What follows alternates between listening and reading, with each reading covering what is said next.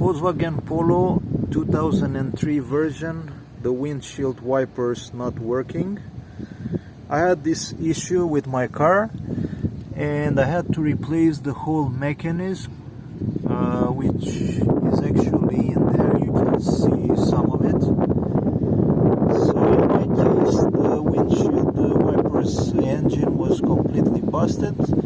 I had to buy a used part which costed about 20 bucks, which is quite cheap because this car is quite old, as I said, 2003.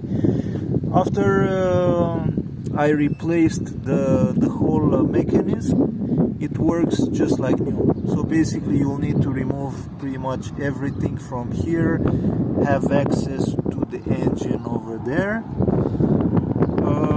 First you might try to use some double D40, see if that will fix the issue. If it doesn't, as I said, just get a used part and try like that, and basically those parts are usually checked first before they're being sold, and this will most likely just solve your issue.